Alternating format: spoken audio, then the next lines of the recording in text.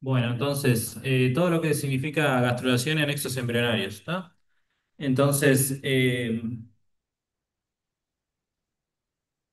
bueno, estos son los pasos previos, ¿está? Yo acá escribí un texto muy largo, pero la idea es que les quede para ustedes, ¿está? Que bueno, como a ver si hacemos un poquito de silencio, por favor, si se escucha bien, por favor. Gracias. Bueno, entonces, como se acuerdan, a partir del ovario, ¿verdad? Este se desarrollaba la liberación de un óvulo maduro, ¿no? El cual, si se acuerdan, una vez que atraviesa el epitelio germinativo del ovario, ¿tá? Está en meiosis 2, detenido en la metafase 2 de la meiosis 2. Y ahí es captado por las fibras de la trompa de falopio. A nivel del infundíbulo se daría la fertilización, si es que hubo espermatozoides involucrados, ¿tá? Y ahí el cigoto se va a formar, o sea que se restablece la diploidía, ¿tá? Y el cigoto comienza a tener divisiones asincrónicas, las cuales conforman un proceso que se llama de segmentación, y ahí se forman las primeras divisiones asincrónicas que están representadas acá, y después se llega al estado compactado o el estado de la mácula, ¿tá? Y después había unos cambios en algunas de esas células que empiezan a liberar las bombas de sodio, lo cual hace que se libere líquido hacia afuera de las células y entonces eso comienza a formar una cavidad, ese es el proceso de cavitación, y ahí se forma el blastocisto, ¿tá? Que básicamente ahí se diferencian dos regiones en el blastocisto, que es lo que vemos acá, ¿tá? Que es el trofoblasto, ¿es este? Después está el macizo celular interno, es esto, que va a dar lugar a todos los tejidos propias del embrión, ¿tá? Y en el medio de ese proceso también, cuando ya está completado el estado de blastocisto, ¿tá? Con el trofoblasto, con el macizo celular intermedio y la cavidad esta que se llama blastocele, la que se ve en este día, entre el día 6 y 7, ¿tá? Se da el fenómeno de la eclosión. La eclosión es la ruptura de la zona pelúcida y una vez que el embrión sale de allí, se dará o se tiene que dar la implantación, que también la habíamos conversado, ¿tá? En el endometrio materno, ¿tá? Y allí en el día 8 o 9, más o menos, se va a formar el disco bilaminar que va a estar conformado por el epiblasto y el hipoblasto, que se originaban a partir del macizo celular interno, o también llamado embrioblasto. ¿Se acuerdan de eso? Hasta ahí lo habíamos visto en la clase pasada. ¿Ah? ¿Se acuerdan de algo? ¿O es todo chino lo que estoy diciendo? No, nada. Nadie quiere, alguien quiere sentir con la cabeza y decir sí o no. Ok, bien. Bueno, está, entonces básicamente acá está dibujado de vuelta más esquemático, ¿tá? Pasamos de la mórula, cavitación, la formación del blastocisto, y tenemos un estadio inicial donde tenemos lo que se llama el embrioblasto o el macizo celular interno, que después se va a diferenciar en dos grupos, que son el epiblasto y el endodermo primitivo o hipoblasto, ¿tá? Y después las células que están por fuera de acá se llaman trofoectodermo, ¿tá? Pero bueno, básicamente este es el dibujito. Acá es como se vería en una inmunofluorescencia. Y acá resumimos cuáles son las estructuras que se van a formar, ¿tá? Bueno, entonces acá estamos viendo la eclosión de la zona, de la ruptura de la zona pelúcida, ¿tá? Ahí se va a implantar. En un principio va a estar en contacto con el endometrio y después va a estar completamente introducido en el endometrio, ¿tá? Puede ser que está todo acoplado. Ok. Aquí en el panel, la célula. Sí, en la tercera fila que tiene la lucecita roja prendida, un botón en el medio del panel.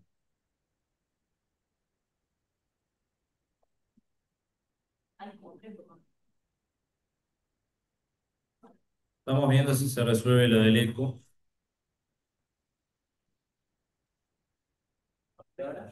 ¿Ahora? ¿Escuchan con eco? No, no. Profesor, yo lo que me sale acá es que está activado el micrófono de C de Paysandú y el suyo, capaz que es por eso. Sale de los dos lados.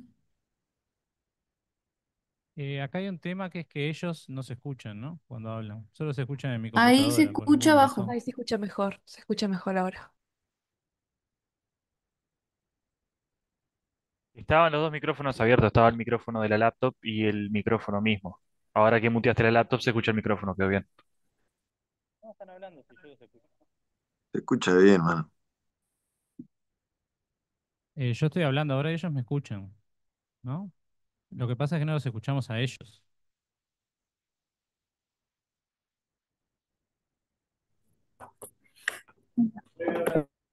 A ver, habla, alguien del Zoom. Hola, hola. Ahí están hablando y no se escucha ahí, por alguna razón inentendible.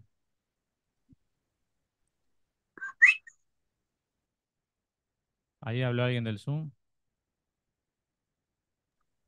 Hola, Ahora sí. No sé qué cambió, pero ahora sí. vamos arriba. Gracias. Bueno, entonces ahora sí, no me escuchan con eco, ¿verdad? Bueno, vamos a seguir, ¿está? Bueno, ahí me escuchan y ven la presentación y todo funciona. Sí, profesor. Perfecto, gracias. Bueno, está. Entonces se da el fenómeno de la implantación, ¿está? Entonces para eso se van a diferenciar estos dos tejidos a partir del trofoblasto. Son el sincitio trofoblasto y el citotrofoblasto, ¿tá? El sincitio trofoblasto, por eso tiene ese nombre de sincitio, porque va a invadir los tejidos del endometrio. Y el citotrofoblasto se va a ir dividiendo y proliferando, generando otros tipos celulares, ¿tá? Este, relacionados con los tejidos extraembrionarios. Bueno, y acá, como van viendo en los distintos días, esto va creciendo y se va implantando en el endometrio hasta que llegamos a esta etapa, ¿no? Donde ya está totalmente implantado dentro del endometrio y se empiezan a formar estas lagunas sanguíneas. Al principio son solamente sangre materna, ¿tá? Pues esto es lo que va a empezar a formar en la placenta a partir del sincitio trophoblasto, ¿tá? Y de tejidos maternos. Y también se van a empezar a formar las vellosidades, ¿tá? Coriónicas.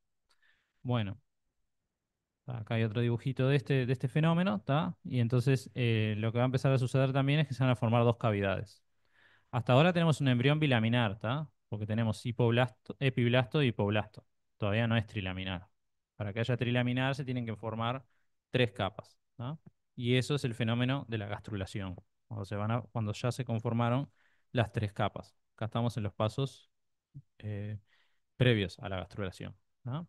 Entonces, lo que es el epiblasto se va a empezar a curvar y va a formar una cavidad, vamos, cierre, que es la cavidad amniótica, y el hipoblasto también va a empezar a proliferar y va a empezar a formar después, cuando se cierre, lo que es el saco vitelino, ¿no? Y entre medio van a empezar a aparecer unas células que van a empezar a migrar, células mesenquimales, que van a formar el mesodermo extraembrionario. Y ahí quiero hacer una distinción importante, o dos, ¿tá? Que es que este tejido que está acá, que es como un endodermo primitivo, no es el endodermo definitivo, ¿tá? El endodermo definitivo se va a generar después. Y después lo otro importante también es que este mesodermo extraembrionario es extraembrionario, no es el mesodermo que va a formar el mesodermo del tejido del embrión, ¿tá? Por eso todavía no hablamos de un embrión trilaminar en este estadio, a pesar de que existe un mesodermo extraembrionario. ¿Se entiende? Es mesodermo extraembrionario, no es mesodermo del embrión, ¿no? Bueno, y entonces se forman esas dos cavidades y del mesodermo extraembrionario se van a formar dos capas. Son las que se ven acá. Ahí apareció nuestro perrito que siempre viene a ver mi clase. Entonces tenemos una capa que es la que va a estar en contra del saco vitelino. Si me ven el puntero acá, que es el mesodermo esplagnopleurico, ¿tá? Y otra más externa que está en contacto con el citotrofoblasto, acá, que es el mesodermo somatopleúrico, ¿tá? Y después, estas cavidades o lagunas que están acá extraembrionarias, que se llama cavidad extraembrionaria, se van a fusionar todas y van a formar la cavidad coriónica, ¿tá? Que es lo que se ve ya acá. Cuando todo eso se fusionó, se forma esta cavidad grande, que es la cavidad coriónica. Después tenemos lo que era el saco vitelino, que le llaman secundario porque al principio había otro que degenera y queda este. Y después está la cavidad amniótica. La cavidad amniótica está rodeada por el epiblasto, ¿no? Y acá ya empezamos a ver la formación de vellosidades primarias que van a dar lugar después junto con estas lagunas trofoblásticas y el desarrollo del sincitio trofoblasto, todo esto es endometrio, ¿tá? A la placenta, ¿no? Y entonces el mesodermo extraembrionario va a rodear a todo el embrión, como lo estamos viendo acá, esta raya rosa, está acá, ¿tá? También va a rodear el saco vitelino, ¿Lo ven acá? Es esto naranja que está acá. O no sé qué color ven ustedes, un color medio rosáceo naranja, no sé qué, ¿está? Rosado, digámosle, ¿está? Salmón. Barro- Hola, sí, ¿alguien habló? No sé. Color salmón, dije yo. Ah, color salmón, ok, bueno, le decimos color salmón entonces. Entonces este color salmón que está acá es el mesodermo extraembrionario, ¿está? Y va a rodear al embrión, va a rodear al saco vitelino, va a rodear la cavidad amniótica y el embrión va a quedar como suspendido en esa cavidad, como flotando en ese líquido, digamos, ¿está? Y sujeto por lo que se llama el pedículo de fijación, que también es tejido extraembrionario, que es esto que está acá y justo hay una punta de flecha ahí, es. Y el mesodermo extraembrionario forma lagunas que luego se van a fusionar con la cavidad coriónica y bueno, y todo el mesodermo extraembrionario le da soporte y nutrición al embrión, ¿está? Bueno, entonces, ¿qué va a marcar el inicio de la gastrulación? Todo lo anterior no era gastrulación. Si se fijan en mis títulos, puse pasos previos, ¿no? Todavía la gastrulación no comenzó. La gastrulación va a comenzar con la formación de una estructura muy, muy, muy importante que se llama la línea primitiva. De hecho, hay autores que hablan de que la gastrulación es el proceso fundamental de la vida. O sea, si hay un fallo en la gastrulación, el embrión no va a poder sobrevivir generalmente, ¿tá? Entonces pasamos de un estadio donde tenemos dos cavidades y que el embrión es relativamente plano, ¿tá? Donde tenemos la cavidad amniótica y el saco vitelino, a otra donde va a empezar a haber un desarrollo tridimensional y se van a formar tres capas, ¿tá? Para que eso pase, primero se tiene que formar esto. Esto se llama la línea primitiva. La línea primitiva es a partir de la migración y diferenciación de células del epiblasto, ¿tá? ¿Me entienden algo o están hablando porque tipo no entienden nada y se aburren o algo? Si no me paran y me dicen, ¿se entiende? ¿Sí? ¿Los demás? O sea, no me molesta tanto que hablen per se, lo que pasa es que si no después creo que no se entiende nada, ¿tá? Porque es un tema medio que hay que darlo concreto y no es fácil. Entonces, por eso cuando veo que hablan mucho lo freno, ¿viste? Porque si no, no se va a entender. Pero básicamente se forma esto, que es la línea primitiva, ¿tá? Y la línea primitiva que migra de células de epiblasto, ¿tá? Va a crecer desde una zona caudal a una zona rostral en el embrión, ¿tá? O sea, de la parte posterior a lo que después va a ser la cabeza. Empieza desde ahí, ¿tá? ¿Ok? Y esa línea primitiva no solo crece de esta manera, sino que se invagina hacia adentro, hace un movimiento hacia adentro. Si se fijan en esta microfotografía, que es de barrido, las células no solo están migrando desde posterior a rostral, sino que se están invaginando, ¿tá? Y para que eso pase, además pasa una transición de epitelio a mesénquima. ¿Qué significa eso? Que las células que antes eran epiteliales del epiblasto pierden uniones estrechas, pierden cosas características del epitelio para poder migrar, si no están agarradas, ¿tá? Y ahí empiezan a migrar. Y esa migración involucra una migración posterior a rostral y una invaginación al mismo tiempo. Eso crece guiado por la expresión de genes que no nos importan ahora, pero dos claves son estos que están escritos acá. Y todo eso se da orquestado, digamos, por unas células que están ubicadas en esta estructura, que en embriones humanos se llama, o mamíferos se llama nodo o nódulo, y en las aves tiene un nombre propio, que se llama de Jensen. Capaz que ustedes me dicen, ¿por qué están nombrando las aves? Están todos locos. Pero es porque las aves logran llegar a la gastrulación en 48 horas. Entonces son muy útiles para estudiar el proceso, porque hasta ese momento somos muy parecidos. Entonces por eso se usan mucho los embriones de pollo para estudiar estas cosas, para no esperar tanto y porque cualquiera puede encontrar un huevo en la vuelta. Un embrión humano no. Entonces es más fácil para estudiarlo. Y embriones de ratón y eso también, los mamíferos son todos embriones internos, ¿verdad? Entonces es mucho más difícil de estudiar. Un huevo es más sencillo, ¿tá? Bueno, y entonces esa proliferación pasa de formar una línea, que era la línea primitiva, a lo que le llamamos un surco primitivo, ¿tá? Entonces, ¿me entendieron? Va creciendo posterior a rostral y también se va imaginando hacia adentro, las dos cosas a la vez. Tienen que imaginarlo como un proceso súper dinámico, ¿tá? Acá se ve otro dibujito que me parece que es mucho más entendible, que es este. Acá está el nodo, ¿tá? Acá está la línea primitiva, el surco primitivo, ¿tá? Que se forma a partir de estas células que están en el epiblasto, ¿sí? Y va a haber dos movimientos. Uno que es de invaginación, que ya lo nombré, es el meterse hacia adentro del surco, y otro de divergencia, que son las células que una vez que se metieron al surco empiezan a migrar. Esas células que comienzan a migrar, que originalmente eran epiblásticas o del epiblasto, pasan a ser mesenquimales, o sea que pueden migrar y forman, por un lado, las amarillitas, que van a dar lugar al endodermo. ¿Se acuerdan que yo decía que el otro no era el endodermo?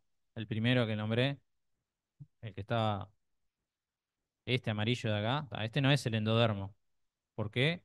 Le llaman endodermo primitivo justamente por eso, porque no es el endodermo definitivo. El endodermo definitivo va a salir de acá. ¿Tá? Y después, ok, el endodermo definitivo va a salir de acá, de estas células amarillitas que están acá. Y el endodermo y el mesodermo va a salir de estas naranjas que va a estar entre medio del endodermo y el epiblasto que sí va a dar lugar al ectodermo. ¿Se entiende? O se enloquecieron.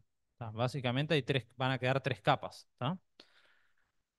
Y además otra cosa fantástica que va a suceder es que el embrión va a empezar a tener tridimensionalidad y entonces va a empezar a tener ejes, ¿tá? Como esta estructura, que es la línea primitiva, migra desde caudal a rostral, empezamos a tener lado posterior y anterior, y como las células migran y definen estructuras hacia la izquierda y la derecha, vamos a tener un embrión con ejes, ¿tá? Entonces ahí podemos empezar a hablar de los ejes, que antes no podíamos, ¿tá?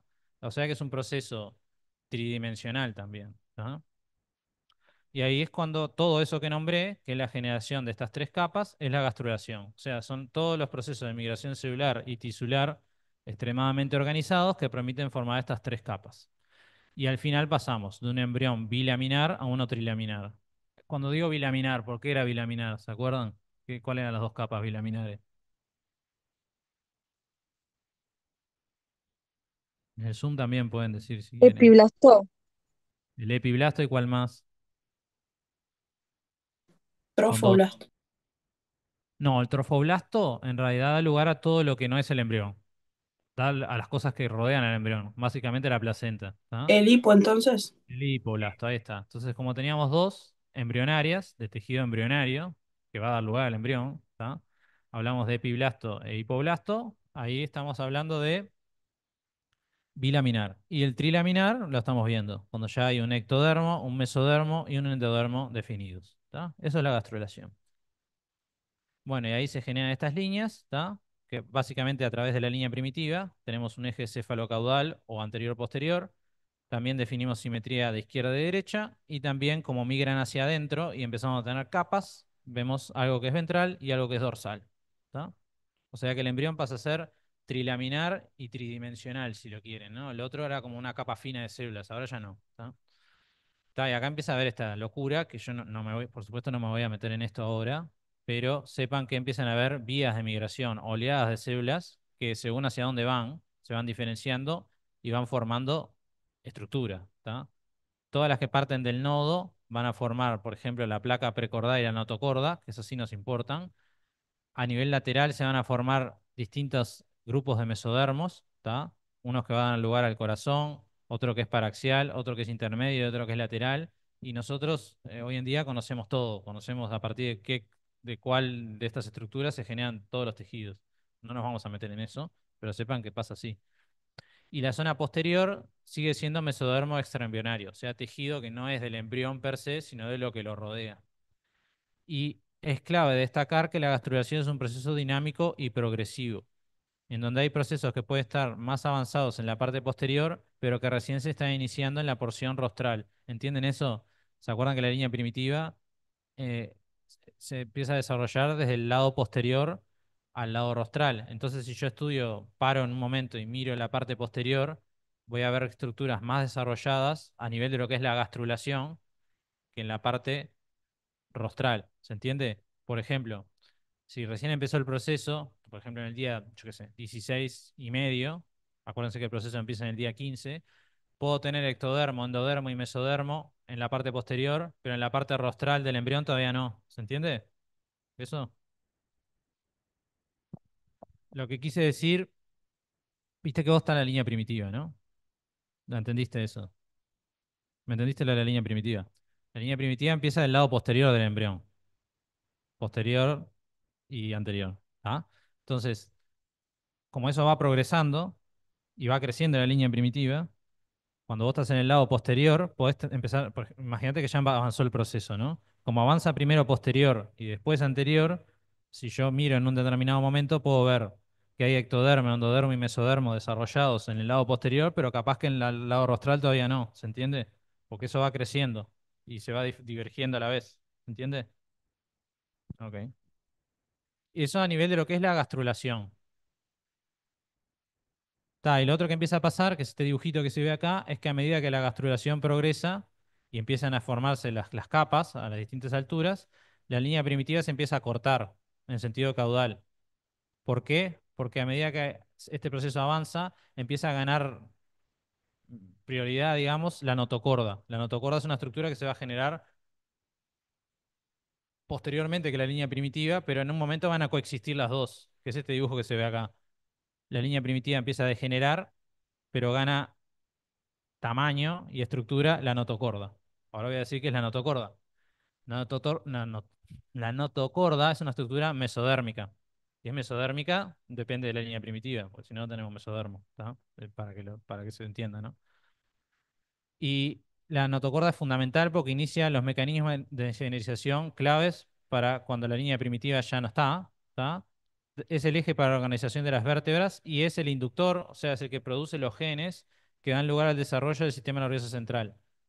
Y en etapas posteriores, lo que antes era la notocorda pasa a ser el núcleo pulposo de las vértebras, o sea, el tejido conjuntivo que está en esa altura, ¿tá? Y es distintivo de los filum. Cuando vieron, alguna vez vieron eso se llama filum cordata, bueno, alguna vez en su vida, bueno, hay un montón de bichos que son de ese filum, y esos bichos no todos tienen columna vertebral, pero sí todos tienen notocorda, porque cordados, filum cordados, hace referencia a la notocorda, no necesariamente a la columna. ¿Entiendes? ¿Querés decir algo? Ok. Esto me lo entendieron, entonces se va a generar, llega un punto donde la línea primitiva empieza a degenerar y empieza a tomar la prioridad de la notocorda. Y en los embriones pasa algo muy interesante, ¿está? Profesor, Que sí, perdón, sí, una pregunta. sí. La gastrulación, ¿cuánto tiempo dura? ¿Cuánto? La gastrulación Sí, desde que comienza la línea. más o menos dura Ah, 14 días, una cosa así, ok, en humano. ok, Va desde el día gracias. 15 y más o menos va hasta el día 28, pero tenés que tener en cuenta que en algunos lugares ya terminó y en otros no. Cuando yo digo que termina es que no pasa más, porque acordate que es de posterior a rostral. ¿Me explicó? Puede haber lugares donde ya terminó. ¿Se entiende? Cuando llega el día 28 es porque ya no hay más, todo el embrión ya es con ectodermo, endodermo y mesodermo. Eso quise decir cuando termina del todo. ¿Me explicó? Sí, sí, Supongo que sí, sí. se entendió, Muy bien. gracias. Gracias. Muy bien. Bueno, entonces está la progresión del desarrollo. Y acá pasa algo fantástico que confunde a todo el mundo y me voy a parar en esto. ¿Tá? ¿Se acuerdan que la línea primitiva y el desarrollo de la gastrulación es de posterior, ¿ok? A anterior, pero no la organogénesis. La organogénesis es la generación de órganos. Para vos generar un órgano precisás tener las capas, ¿no? Eso estamos de acuerdo. Pero lo que pasa es que el cuerpo, una vez que ya tiene ectodermo, endodermo y mesodermo, dice, bueno, ¿cuáles son mis prioridades? Mis prioridades es tener cerebro y corazón. Y eso es todo más cefálico.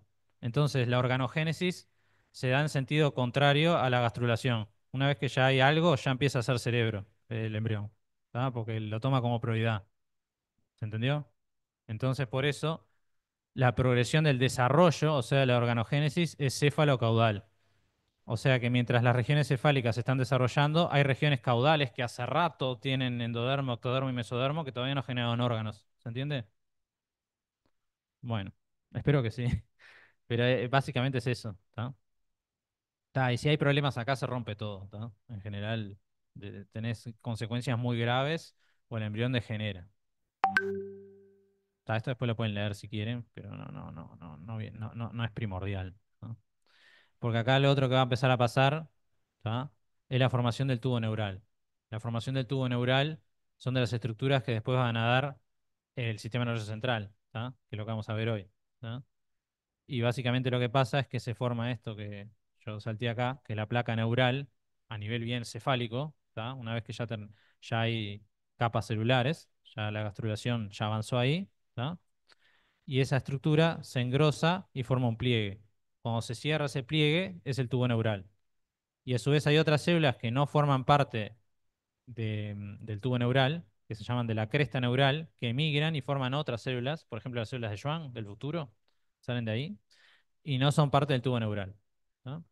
Y acá nombré lo del embrión de pollo porque como llega a las 48 horas a esa etapa, es muy utilizado como modelo. En embriones humanos tenés que esperar mucho más y son más difíciles de estudiar. ¿Se entendió eso? Básicamente, bueno, es este dibujito que está acá, que es que se forma una estructura que se llama la placa neural, ¿tá? A partir de tejido ectodérmico, ya podemos hablar de ectodermo acá, ¿no?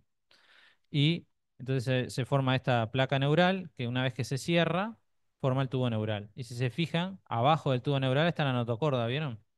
Bueno, porque la notocorda es la que está guiando la orquesta de todo esto, ¿tá? Acá se ve el dibujo por cómo se ve en un corte histológico. Se ve precioso, ¿vieron? Ahí está el tubo neural cerrado, acá está el ectodermo, acá está la notocorda, que después va a degenerar, se va a ir, va a formar lo que era el núcleo pulposo de las vértebras. Y estos son las distintas capas de mesodermo, que acá también se ven por microscopía electrónica de barrido, ¿sí? Que yo hoy las había nombrado. Tenemos mesodermo axial, tenemos mesodermo lateral, ¿tá? Paraxial, no importa ahora eso, pero lo que sí importa es que estas estructuras que se forman acá, la parte del tubo neural, va a dar lugar a lo que es el sistema nervioso central, ¿no? Gran parte de él, porque hay otras que son de la cresta neural, que acá no se ven, que van a dar lugar a otras células. Esto es una locura, que no importa, simplemente es para que vean que después, a partir de cada una de las estructuras que nombramos, se van a desarrollar todos los órganos, ¿no? Y hoy en día uno puede saber de dónde vino cada órgano, pero no lo vamos a estudiar, ¿no? Por eso hay 10.000 millones de flechas acá, ¿no? Bueno, y después, que tampoco solamente es para que sepan, una vez que el embrión ya terminó su gastrulación, ¿tá? Empieza a tener plegamientos, o sea, empieza a tener plegamientos en un sentido tridimensional, digamos, que lo que va a permitir eso es plegamientos anteriores y plegamientos posteriores formar las cavidades del cuerpo, ¿tá? Así se va, que es lo que muestran estos dibujitos. Por ejemplo, acá es en la parte anterior que se da un plegamiento así, es esto que se muestra acá. Eso va a formar lo que es el tubo digestivo del futuro, ¿tá? Después hay otros plegamientos acá que van a formar la cavidad pericárdica.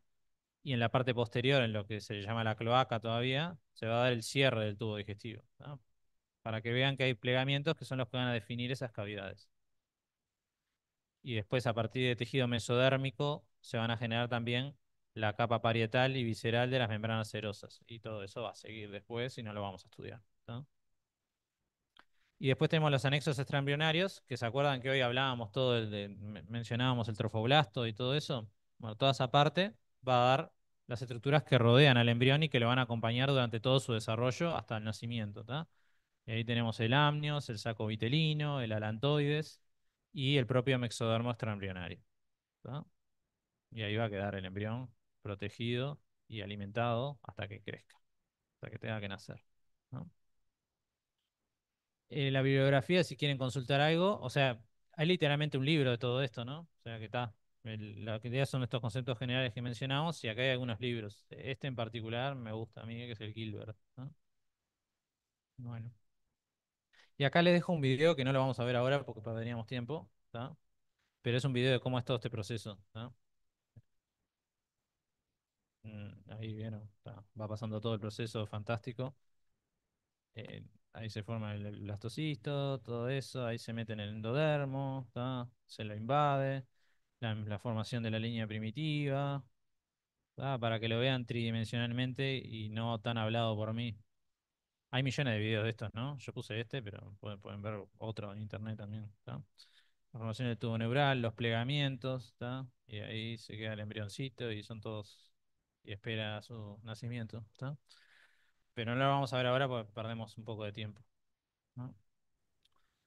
Bueno, ¿se entendió algo de todo lo que dije? ¿Alguien tiene alguna pregunta así que lo ilumine y termine de entender todo con una sola pregunta? ¿O algo? ¿En el Zoom quieren preguntar algo? ¿Cómo? La presentación se va a subir a Eva y el video también, ¿no? Quiero creer que este video va a funcionar, ¿no? Si no, igual, si alguien lo está grabando, después se lo podemos pedir.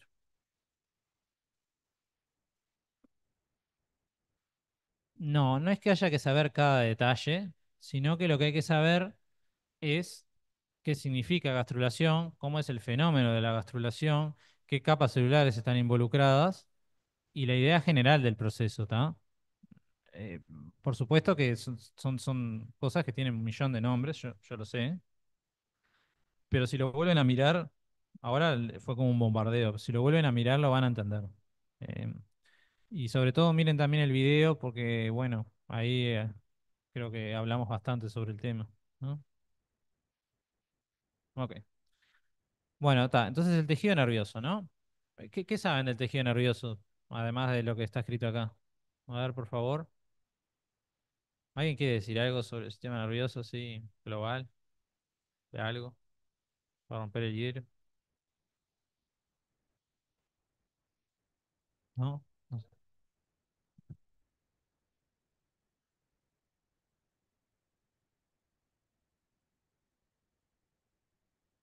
Bueno, la compañera dijo que las neuronas gastan mucha energía y dijo algo sobre la despolarización y dijo algo sobre, ¿qué más? ¿Cómo? ¿Un perro? No. Ah, cara de perro, sí. Gasto de glucosa a cara de perro. Ahí está. ¿Vos querés decir algo? Ah, un compañero acá nombró las capas, sí, son parte de una parte del sistema nervioso, sí, que también lo vamos a ver. ¿Alguien más quiere decir algo?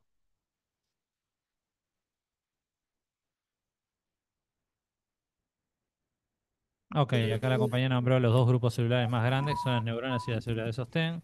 Bueno, muy bien, entonces todas esas cosas las vamos a ir viendo y las vamos a ir desglosando en forma ordenada, ¿está? Primero, lo más global de todo es que el sistema nervioso se puede dividir de forma anatómica o funcional, ¿sí?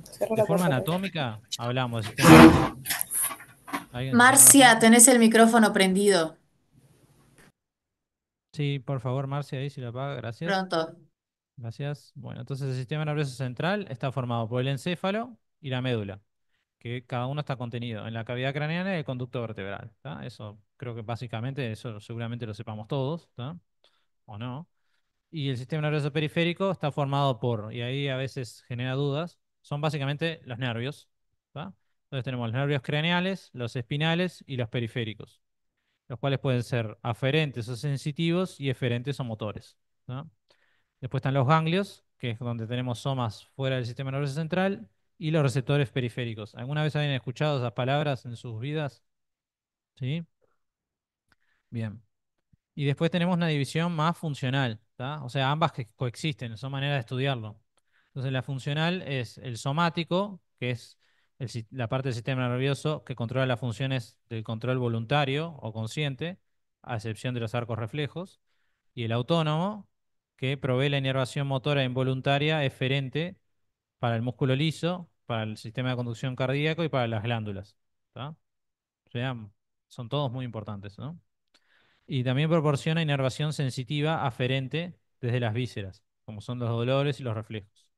Y el sistema nervioso autónomo se suele dividir en simpático y parasimpático, ¿sí? El simpático es como el que aumenta la actividad de esa glándula o de esa estructura, y el parasimpático hace lo opuesto, y hay una región especializada del sistema nervioso autónomo que recibe un nombre propio, que es el entérico, que es el que está asociado al tubo digestivo, y bueno, como ahí hay una inervación gigantesca, se le suele llamar por fuera, digamos, pero forma parte igual del sistema nervioso autónomo, ¿tá? O sea, tiene inervación simpática y parasimpática igual que todos los demás, pero le solemos llamar entérico a esa parte, ¿tá? Ahí hay un esquemita que después lo pueden ver, que es de lo que ya hablamos, y el dibujito, ¿no? Para que se imaginen cómo es. O sea, el central es esto, y todo lo que parte después, desde el cuello, o sea, de la altura del tronco encefálico para abajo, todos los nervios que después salen de la médula y del tronco, son el sistema nervioso periférico. Bueno, a nivel de lo que es la composición celular del tejido nervioso, como dijo la compañera, las dos compañeras de acá, adelante, está formado por dos grandes grupos de células, que son las neuronas y las células de sostén o gliales. Como que esta terminología no le hace justicia a la variedad increíble que hay de neuronas y de células gliales, ¿tá? Es una cosa impresionante, la cual vamos a ir desmenuzando o clasificando en la clase, ¿tá? Bueno, para empezar, la neurona o célula nerviosa es la unidad funcional del sistema nervioso, pero que sea la unidad funcional no quiere decir que las demás no importen. De hecho, son tan o igual de importantes que las neuronas. De hecho, llamarle célula de sostén, más bien hoy en día se usa el término glial o célula glial, se sigue usando de sostén, pero es más viejo. Antes se creía más como que la glía alimentaba y estaba ahí para que no se rompa todo, pero en realidad hoy en día se sabe que, salvo transmitir el impulso nervioso, básicamente hacen todo, ¿tá? Son súper, súper importantes, ¿tá? Y bueno, dentro de lo que es el sistema nervioso central, en lo que son las células gliales, distinguimos a los oligodendrocitos, los astrocitos, la microglía y los ependimocitos. A veces se habla de que los oligodendrocitos y astrocitos son la macroglía, ¿tá? Y la otra es la microglía, son maneras de decirlo, por si las ven por ahí. Y en el sistema nervioso periférico se incluyen las células de Schwann y las células satélite, ¿tá? ¿Alguna vez habían escuchado todos estos tipos celulares? Ok, bien. Bueno, después lo que son las neuronas, ¿tá? Son la unidad estructural y funcional del sistema nervioso y las podemos clasificar de diferentes formas. Esta clasificación que es más funcional, digamos, tenemos lo que son las neuronas que se llaman sensitivas, que son las que transmiten impulsos desde los receptores hacia el sistema nervioso central. O sea, ¿ustedes se imaginan cómo sería una neurona así fuera del dibujito clásico? O sea, estamos hablando de algo que, por ejemplo, no sé, yo me toco la mano acá y siento una cosquilla, ¿tá? Y eso lo capta una neurona sensitiva que tiene que viajar hasta la médula y de la médula al cerebro. O sea, estamos hablando de distancias muy grandes, ¿está? Donde una sola neurona, su proyección recorre todo eso. O sea que es una cosa bastante desquiciada, ¿no? Este, bueno, y ta, entonces ahí tenemos lo que son las neuronas sensitivas, que van a hacer esa función que acabo de decir. Y eh, acá dice que se conforma por fibras nerviosas aferentes, somáticas o viscerales. Eso por eso se llama aferente, ¿tá? Porque va, capta un estímulo y va hacia el sistema nervioso central. Si es el sentido opuesto, se habla de eferente, ¿tá? Y bueno, acá hablamos de somático o visceral según la función que cumplan. Y después las neuronas motoras son diferentes porque lo que hacen es transmitir un impulso desde el sistema nervioso central a los ganglios y de estos a las células efectoras. O sea, hacen el camino opuesto. ¿Sí? ¿Se entiende? Como transmitir una información en un sentido aferente o eferente, ¿no? En este caso sería eferente. ¿Se entiende? Bueno, está. Y cuando hablamos de fibras es porque son conjuntos, ¿tá? Eso también lo vamos a ver ahora. Conjuntos de, de axones en este caso. Ajá. Bueno, y después tenemos las interneuronas, que son las que no tienen axones tan largos, ¿está? Porque forman una red de comunicación y de integración entre las neuronas sensitivas y las motoras. Y son el 99% de todas las neuronas del organismo, ¿tá? Son las que van a integrar la información. Como que unas la llevan, la información, los otros la envían la información y hay otras que integran todo eso, ¿tá? Lo estamos viendo recontra global, ¿no? En este nivel, ¿no? Y después podemos clasificarlas morfológicamente según la cantidad de vaginaciones. Ustedes se acuerdan que las neuronas, igual lo vamos a ver ahora, tienen soma, dendrita y axón, ¿no? Bueno, entonces, hablamos de multipolares cuando tienen dos o más dendritas en lo que se llama la porción receptora de la neurona y un solo axón como porción conductora. Y eso se va a ir hasta la terminal sináptica, sea donde sea que esté. Y esas son típicos de las neuronas motoras y de las interneuronas, ¿tá? O sea, muchas dendritas, un solo axón. Las bipolares son raras, no son muchas, y básicamente lo que tienen es un axón y una dendrita, ¿tá? Y están sobre todo asociadas a los receptores de los sentidos. Y después están las pseudounipolares, que son células que tienen un solo axón, pero que se dividen en dos ramas largas. O sea, está el soma, saca un palito del soma y salen una fibra para un lado y otra para el otro, pero es todo axón, ¿tá? Y este, una de esas ramas del axón S único va hacia la parte periférica y otra parte va hacia el sistema nervioso central. Y las células que cumplen con esa característica son las sensitivas asociadas al ganglio de la raíz dorsal y a los nervios craneales. ¿Alguna vez las habían escuchado estas? Ah, pero sí habían escuchado de las neuronas pseudounipolares. Acá hay un dibujito de ellas. Esta es una neurona multipolar, que es como uno se la imagina si cierra los ojos a una neurona, ¿tá? Muchas dendritas, un solo axón. Son las neuronas típicas de las interneuronas o una neurona motora, ¿tá? Con las que yo había nombrado acá, ¿sí? Los astrocitos no son neuronas. Los astrocitos son parte del sistema nervioso central, sí. ¿Por qué lo decís? Tienen un montón de vaginaciones. Acá la compañera estaba preguntando si los astrocitos también se clasifican morfológicamente. Sí se puede, pero no se les llama multipolares, digamos, ¿no? Esto es específico de las neuronas. Bueno, entonces, esto es un término muy grosero, ¿tá? De decir que esta parte está más asociada al sistema nervioso central y esta al periférico. Estamos hablando de una neurona, ¿no? Pero bueno, en el libro lo muestra así como para que se hagan una idea, ¿no? O sea, todo lo que es el soma en general está en el sistema nervioso central y todo lo que es el axón en general está en el periférico, pero no es exactamente así. A mí no me gusta cómo lo puso. De hecho, lo puse para discutirlo, ¿tá? Porque no es tan así, ¿no? Hay axones en el sistema nervioso central también, ¿tá? Y después acá vemos una neurona motora, que esto que está dibujado acá en realidad debería tener dos rayitas y llegar hasta el infinito si tuviera una escala. Que en las neuronas motoras, o sea, pueden medir, yo qué sé, las mías, por ejemplo, más de 1 metro. Y en una ballena pueden medir 4 metros. ¿Me entienden? Es una cosa que es súper larga, ¿no? Porque no es que para el axón y ahí sigue otro axón. No, no, la neurona con un axón gigantesco, ¿tá? Viniendo desde la médula.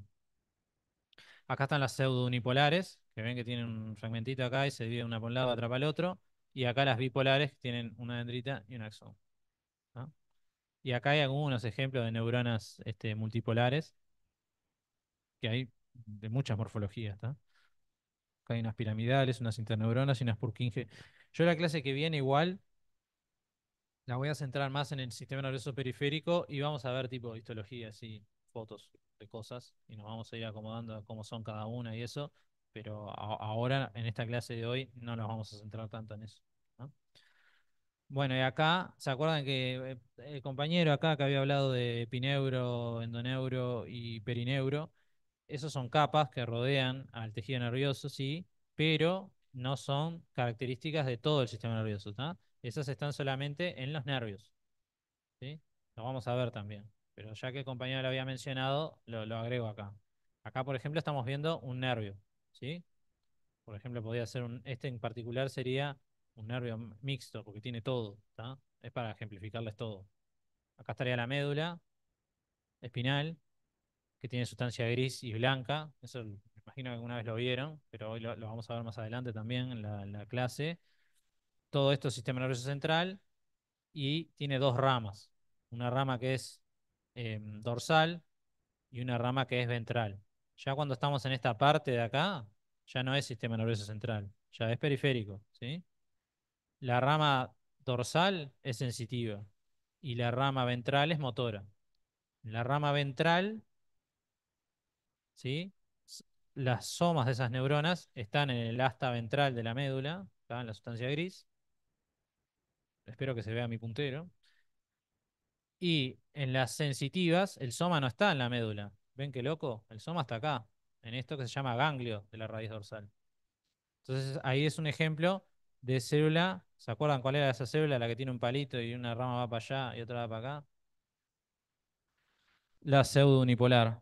O sea que estas células fantásticas tienen un soma acá en el ganglio, ¿sí? Son periféricas, pero los somas están en el sistema nervioso periférico, es el lugar donde las pueden encontrar, y tienen una rama aferente que va hasta acá. Imagínense que es lo que se muestra, por ejemplo, en esta parte de acá del esquema, ¿tá?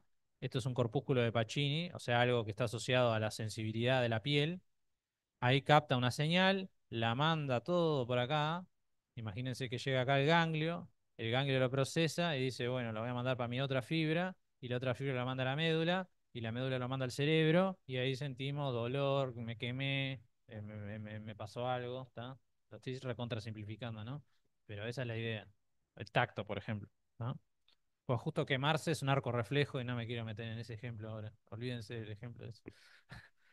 Pero sí, por ejemplo, claro. O sea, algo que es eso, en este caso particular, es todo aferente. ¿Por qué? Porque lo recibí del sistema nervioso, lo recibí de la periferia de mi cuerpo y lo llevé al sistema nervioso central, ¿no? Y después la parte motora es distinta. La parte motora es eferente, parte de acá y se va hasta el músculo, como se muestra acá, en este dibujito de acá. Y después también hay neuronas que son amielínicas, que es que no tienen mielina, pero están rodeadas por la célula de Schwann, y no voy a entrar en eso ahora porque no lo hemos visto todavía, ¿está? Pero sepan entonces que en este dibujito que hay neuronas que son sensoriales y neuronas que son motoras, es porque estamos a esta altura, a la altura del nervio espinal, donde ya se fusionó lo sensorial y lo motor. ¿Se entiende? Si yo me hubiera parado acá, ahí solo tengo motor. Si me paro de acá, es solo sensorial, ¿no? Por ejemplo, un nervio ciático, que es mucho más alejado de la médula, tiene parte motora y parte sensorial, por ejemplo. Lo nombré porque yo justo trabajo con nervios ciáticos y se me ocurrió, ¿no? Pero puede haber millones de ejemplos más. Bueno, después podemos hablar de las partes de la neurona, ¿está? Esto es un soma neuronal, ¿sí? Que es donde está toda la maquinaria principal de la neurona. Las neuronas se caracterizan por tener un nucleolo evidente y un citoplasma típico de una célula tipo sintetizadora, sintetizan abundante. Imagínense que tienen que mandar estructura a todas las prolongaciones y tienen muchísima actividad. Y entonces por eso se ven estas estructuras que se llaman los gránulos o corpúsculos de Nissl, que si uno después los ve por microscopía electrónica, están correlacionados con la presencia de mucho retículo endoplásmico rugoso y ribosomas libres, además de tener un Golgi prominente, vesículas e inclusiones. Pero los gránulos de Nissl solo hacen referencia a la presencia abundante de retículo endoplásmico rugoso y ribosomas libres. ¿Se entendió eso? Porque es importante. Los va a perseguir durante su vida eso después. Los gránulos de Nissl son el retículo endoplásmico rugoso, ¿no?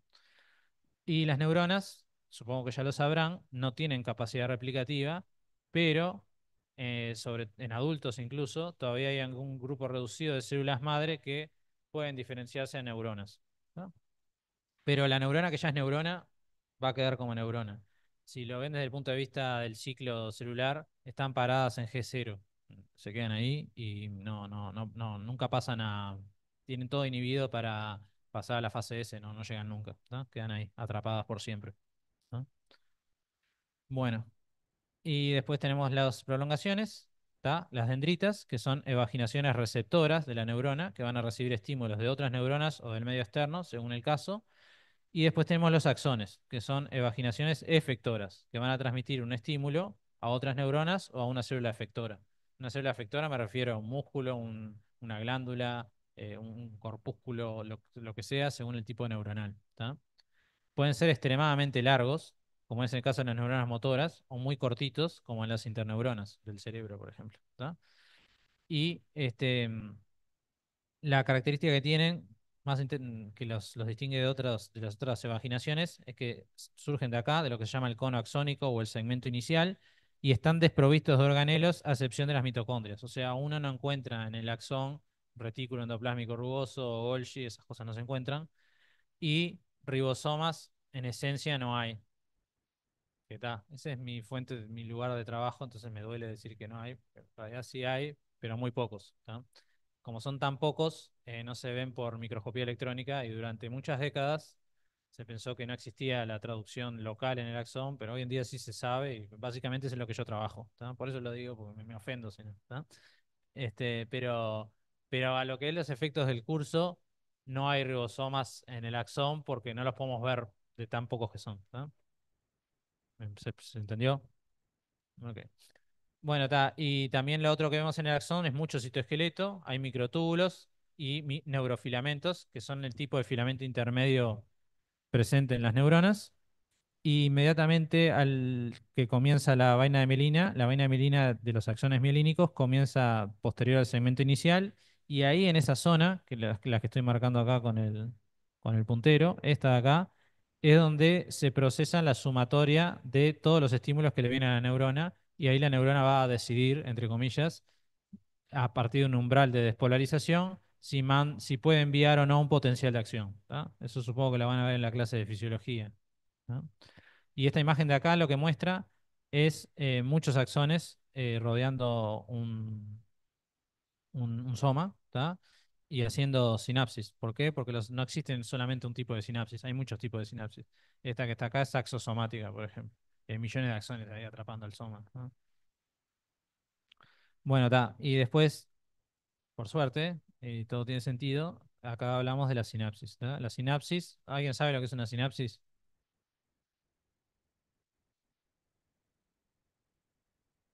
O sea, sí está asociado con eso, sí, es verdad, es para la forma que tiene la neurona de transmitir un impulso, pero la sinapsis es como una estructura eh, analizable, digamos, no es solamente un proceso por el cual se transmite. ¿Me explicó? Entonces, básicamente lo que son, en términos súper generales, son uniones especializadas entre las neuronas que facilitan la transmisión del impulso. Entonces hablamos de una parte que se llama presináptica y otra que se llama postsináptica. La presináptica es la que va a enviar el estímulo y la postsináptica el que lo va a recibir. ¿Tá? Puede haber clasificaciones morfológicas y funcionales, y después adentro de ellas más clasificación, ¿no? Pero las que son morfológicas, podemos hablar de lo que decía yo recién, las axodendríticas, que son las más clásicas, porque uno espera que el axón le transmite una información a algo que la recibe, y normalmente la dendrita recibe. Entonces, muchas sinapsis son axodendríticas, pero sepan que la vida es más compleja y hay de todos los tipos. Hay axosomáticas e incluso axoaxónicas. ¿Tá? Todo puede pasar. Y desde el punto de vista funcional podemos tener las químicas, que es la conducción del impulso, se logra mediante la liberación de sustancias químicas o neurotransmisores desde la neurona presináptica. Y en este caso, lo que es importante que sepan es que en las sinapsis químicas, supongo que ya lo habrán visto alguna vez en su vida, las neuronas no están directamente en contacto sus citoplasmas una con la otra, sino que hay un espacio muy chiquito en el medio, que es la hendidura sináptica, que mide unos menos de 100 nanómetros, ¿tá? Y bueno, y básicamente lo que se hace es liberar neurotransmisores desde la presinapsis a la hendidura sináptica, y ahí lo capta la neurona postsináptica. ¿Se entiende? El neurotransmisor es es como una decodificación de la información eléctrica a química que de vuelta se vuelve a ser eléctrica. Esa es la idea de las sinapsis químicas. ¿No? Por eso se llaman químicas, por la presencia de neurotransmisores. Y las eléctricas, que son menos comunes, son muy comunes en los invertebrados, pero en humanos también hay, en algunos lugares. Ahí sí, son a través de uniones gap que hay entre los dos citoplasmas de las neuronas. Entonces se mueven iones de un lugar a otro, y eso, a la sumatoria de esos iones, puede favorecer o no la generación de potencial de acción. Pero no hay neurotransmisor involucrado. ¿Se entiende? Entonces tenemos la química y la eléctrica. En la química hay separación, aunque sea muy chica, entre las neuronas a través de la hendidura sináptica, y en la eléctrica no la hay. ¿Tá? Y acá hay un esquemita donde tenemos la neurona presináptica, que la vamos a distinguir por la presencia de vesículas, que son las que tienen adentro los neurotransmisores. Y después tenemos la hendidura sináptica, que es el espacio intermedio, y después la possinapsis. ¿Tá? Y hay cosas que nos van a permitir distinguirlas por microscopía electrónica, que ahora las voy a mencionar someramente. ¿Tá? Y esto que muestra acá, estos dos dibujitos, es que hay dos teorías sobre cómo sería la liberación del neurotransmisor. Hay algunos que dicen que el neurotransmisor sale pelado así, y hay otros que dicen que primero se forman vesículas y después las vesículas se fusionan con la membrana de la postsináptica, y ahí se libera el neurotransmisor. ¿Verdad? Todavía está viéndose exactamente cómo es ese proceso. ¿Tá? Pero los efectos del curso no es un detalle. ¿Tá? Lo que sí importa es que sepan que existan los neurotransmisores en una sinapsis química. ¿No? Bueno, y esto que pongo acá importante es que las sinapsis no es que transmitan un impulso en sí mismo, sino que la integración de muchas sinapsis por una misma neurona efectora, que es la que está recibiendo esa sinapsis, va a ser procesada en el segmento inicial de la acción, y la generación o no de un potencial de acción se va a dar por la sumatoria de esos cambios. Si la neurona en su membrana después que recibió todas esas sinapsis, se despolariza lo suficiente, pasa algo que se llama el valor de umbral y ahí dispara el potencial de acción. Y si no, no lo hace. ¿Tá? Entonces tenemos neurotransmisores que son excitatorios, que son los que hacen que la neurona se tienda a despolarizar, o sea, a hacerse más positiva su potencial de membrana, y hay otros que son inhibitorios, que hacen que se quede más apagada que antes. Vos estás poniendo cara como que no, que te dudas. ¿Qué pasó? En los iones de calcio son una de las etapas después que se va a generar el potencial de acción, pero no en el inmediato. O sea, es como dentro de los neurotransmisores son moléculas de distintos tipos que van a hacer que después se pueda disparar eso. Pero no, el neurotransmisor no es el calcio, ¿se entiende? Entonces ahí, acá es como se ve por... ¿Se van entendiendo o están medio perdidos? No, ¿está bien? Ok. Acá por microscopía electrónica de transmisión podemos ver cómo es esto, ¿no? Si tuvieran que apostar o si entendieron lo que yo puse antes, ¿cuál creen que es la presinapsis y cuál es la postsinapsis en este dibujo? La de arriba. La de arriba esta, decís que es la presinapsis. Sí. Ahí va. Sí, es eso, sí. ¿Por qué? Porque tenemos vesículas. Ahí se pueden clasificar según la forma de la vesícula, que a nosotros no nos importa ahora, pero ahí tenemos eso. Entonces sabemos que es la pre y esta es la post. ¿Tá? Y ahí hay una mitocondria gigante. ¿Tá? Y acá está la hendidura sináptica y acá está la zona activa, que es donde se da la sinapsis. ¿Y esta de acá qué les parece que es? ¿Cuál dicen que es la presinapsis acá? En la de abajo a la izquierda. Esta, ¿no? Donde están las vesículas. ¿Y qué es esta cosa extraña que se ve acá? No, Dendritas. no son dendritas. ¿Qué decís? Tampoco. ¿Qué les parece que es esto? ¿Alguna vez lo Son vieron? uniones. ¿Tejido? Acá el compañero dice que es el sarcómero y es cierto, es el Músculo. sarcómero. Y estos son como invaginaciones que se dan ahí que son típicas de la sinapsis neuromuscular. Exacto, es la placa neuromotora. ¿No? Entonces es un tipo especializado de sinapsis al final de una neurona motora, que su soma vino desde la médula espinal, desde el asta ventral, recorrió 1,5 metros del axón y llegó hasta ahí. ¿Tá? Muy bien. Y este quilombo que les muestro acá en la imagen de la derecha es lo que se suele llamar neuropilo. El neuropilo son lugares del sistema nervioso central donde está repleto de sinapsis, ¿tá? De millones, ¿tá? Entonces ahí hay de todo acá, ¿tá? Hay astrocitos, hay mitocondrias, hay sinapsis de distintos tipos. Acá hay una, acá hay otra, ¿tá? Hay por todos lados. La idea no es que lo sepan identificar, pero que sepan que la locura esta es un neuropilo, un lugar donde hay muchas sinapsis en conjunto, ¿tá? Y células gliales alrededor, en el sistema nervioso central. Bueno, y Eh, después, una, una, una dime, pregunta.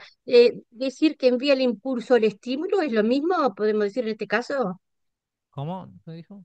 ¿Decir que envía el impulso o estímulo es lo mismo en este caso? ¿Impulso o estímulo? El Ajá. impulso eléctrico, digamos que usualmente la terminología se usa para cuando ya generaste un potencial de acción. Y estímulo es la sumatoria de varios estímulos que pueden o no desencadenar en el impulso. ¿Me explico? Así que mejor, como que más correcto impulso. Lo más correcto es decir, sí, o sea, puedes usar los dos siempre que aclares, ¿no? O sea, Claro, claro. normalmente impulso eléctrico se asocia al potencial de acción y estímulo no es un potencial de acción. Digamos. Esa sería Seguro, seguro. Ahí está. la- ¿no? Bueno, y Gracias. acá, de nada. Y acá lo otro que les quería mencionar es que siempre me tapa este cartel y es desesperante, ustedes eso creo que no lo ven, pero está. Básicamente es que la sinapsis, ¿ok? Normalmente, históricamente, desde la época de Cajal para adelante, se hablaba de sinapsis bipartita. ¿Por qué? Porque teníamos un lado presináptico y un lado postsináptico. Bueno, hoy en día, que es lo que es la figura de la izquierda, se habla de sinapsis tripartita. ¿Por qué? Porque el astrocito en el sistema nervioso central participa muy activamente en todo lo que es no en la generación del impulso nervioso, pero sí como factor trófico y asociado a toda la sinapsis. ¿Cómo? ¿Sí? ¿Para qué lado va el impulso? No directamente, digamos, pero sí participa incluso secretando cosas, productos, para que esto esté estable y no se vaya al diablo, por ejemplo, ¿no? Este, pero directamente tira un pocito, uno de sus brazos hacia acá en toda la sinapsis. Entonces hoy en día se habla de sinapsis tripartita también, por la participación de esto. Y esto otro que está acá, no, por supuesto no voy a entrar en el detalle, esto es de los últimos 10 años, ponele, que es que eh, antiguamente la gente se preguntaba, ¿dónde está la matriz extracelular del tejido nervioso? ¿Por qué? Porque está tan lleno de cosas que no se veía, ¿tá? Y lo que pasaba, que es muy loco, es que la microscopía electrónica, la fijación de la microscopía electrónica hace que las cosas queden como más juntas cuando en la realidad no están más juntas. Entonces, cuando empezaron a utilizar otros métodos, como la criofijación, que es fijarlo instantáneo al tejido, empezaban a ver esto, que es lo que se muestra en azul en la imagen, que es que sí existe matriz extracelular. Lo que pasa es que es muy poca, pero en realidad no es tan poca, en sumatoria es como el 15%.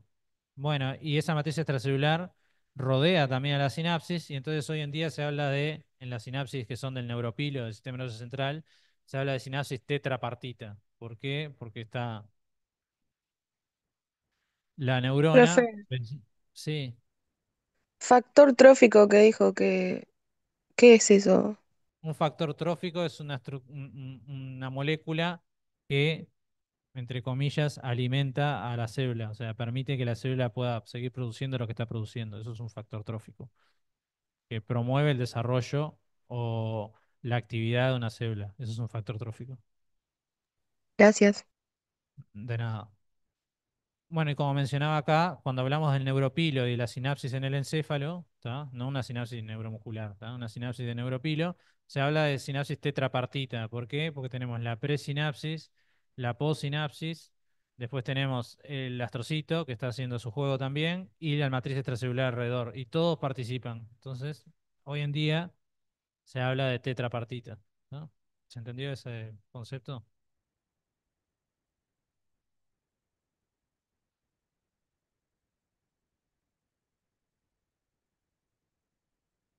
Sí, acá la compañera dice que cuando uno quiere en el microscopio ver axones o neuronas en general en un cultivo, hay astrocitos. Sí, es verdad. Los astrocitos son, de hecho, a la gente que trabaja en eso a veces los molesta un poco porque están por todas partes. Y si haces un corte, ni que hablar. Pero por suerte existen marcadores específicos para cada una, entonces uno ahí puede distinguir cuál es cuál. Pero los astrocitos, en cualquier lugar que no haya una neurona, en general hay un astrocito involucrado, ¿no? Están como ocupando todo. Ahora lo vamos a ver, de hecho, ¿no? Bueno, y después esto hay sinapsis que son excitatorias, que son las que van a promover la despolarización neuronal, que son por ejemplo las de acetilcolina, las de glutamina y las de serotonina. Y después tenemos las inhibitorias, que son por ejemplo las del GABA, y lo que hacen cada una es abrir un canal diferente en la membrana. Las primeras abren los canales de sodio, perdón. Entonces, al abrirse los canales de sodio, la neurona ingresa ese sodio y se hace más positiva, y eso puede desencadenar en un momento, como dijo la compañera acá adelante, abrir los canales de calcio y ahí, ¡pum!, potencial de acción. ¿Tá? Y las inhibitorias hacen lo contrario, abren los canales de cloro, entonces el cloro ingresa, le hace que la neurona se quede más negativa, y al quedarse la membrana de la neurona se quede más negativa, y va a ser más difícil que genere un potencial de acción. Bueno, y se podrán imaginar que los fármacos hacen mucho de estas cosas, ¿no? Los fármacos o bloquean o estimulan a una u otra y pueden hacer que tu cerebro esté un poco más apagado o un poco más activo en los lugares que uno está defectuoso, entre comillas, digamos. Entonces, sí, también los antiepilépticos, hay varios, o sea, dependiendo cuál, algunos lo que van a hacer es eso, es que el desencadenar una salida de calcio sea más difícil, digamos, ¿no? Bueno, y después en cuanto al transporte, vamos a decirlo someramente, el transporte axonal, ¿está? Ustedes de vuelta, imagínense, tenemos un axón que puede medir 3 metros, ¿está? En una ballena. Bueno, tenemos que lograr llevar las cosas hasta ahí. Bueno, y para poder llevar las cosas hasta ahí existen diferentes formas de transporte, ¿no? Tenemos el transporte que es anterógrado, que es el que va hacia, desde el soma a las regiones distales del axón y está mediado por unos motores moleculares que se llaman kinesinas o cinesinas que utilizan ATP para mover los organelos o los productos de interés que haya que llevar para allá. Y los retrógrados hacen lo opuesto, los llevan hacia atrás. Y ahí está mediado por dineínas. ¿Tá?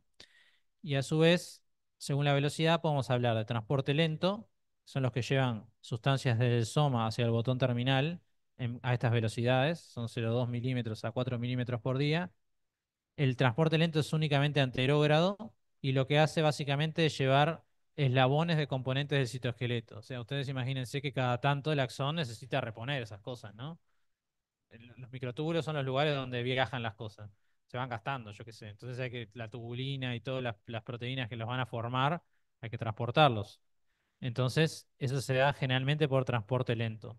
Y el transporte rápido es bidireccional, o sea, puede ser anterógrado o retrógrado, y son para llevar organelos o para llevar otros productos. ¿Tá?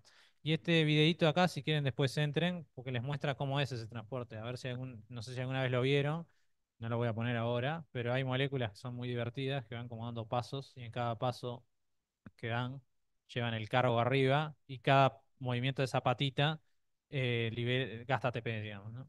Y es literalmente como un muñequito que va dando los pasos ahí. ¿No? Bastante entretenido. Bueno, ahora vamos a hablar un poco de las células gliales o también conocidas como células de sostén. Las funciones generales de las células gliales comprenden un sostén físico o de protección para las neuronas, un aislamiento para los somas y las evaginaciones neuronales, lo que facilita la rápida transmisión del impulso nervioso, que era lo que mencionaba la compañera acá, me imagino. Y también hay reparación de las lesiones neuronales. Ahí están involucrados los fenómenos de regeneración. Normalmente el sistema nervioso central regenera muy mal y en parte regenera muy mal. Imagínense un daño cerebral, ¿no? Los daños cerebrales normalmente no logran regenerar sí podemos generar células gliales nuevas ahí, pero en general no generamos nuevas neuronas, justamente porque las células gliales perjudican el desarrollo, la capacidad regenerativa ahí, lo cual no sucede en el periférico. ¿Tá? En el periférico hay más capacidad regenerativa. Eso es para que se queden con la idea, ¿no? No lo vamos a ver nosotros. Bueno, después se da la eliminación de los neurotransmisores de las hendiduras sinápticas, tienen esa capacidad también, y permiten el intercambio metabólico. Acuérdense que la neurona es una célula especializada en la transmisión del impulso nervioso y tiene apagado un montón de genes que las demás células tienen para poder cumplir sus funciones de nutrición, digamos. Entonces el astrocito le da todo desmenuzado a la neurona, digamos. ¿No? De hecho, las neuronas solo pueden recibir glucosa, no pueden metabolizar ningún otro tipo de, de variante de la glucosa, solo glucosa. ¿No? Bueno, ahí hay unos dibujitos que es que aíslan y protegen y dan sostén a las neuronas, sintetizan la vaina de mielina. Cuando digo esto, no quiero decir que todas las células gliales hagan esto, ¿no? Estoy hablando globalmente. ¿Se entiende? O sea, no todas las células gliales sintetizan la vaina de mielina, estamos de acuerdo. A ver, de hecho, las vamos a ir viendo ahora, qué hace cada una. Pero globalmente cumplen estas funciones. También tienen funciones de defensa contra patógenos y participan en procesos de generación y regeneración y funciones tróficas.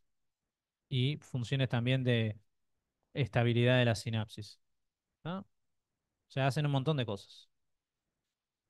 Bueno, eh, podemos hablar de glía periférica y glía central, según si están en el sistema nervioso central o el periférico.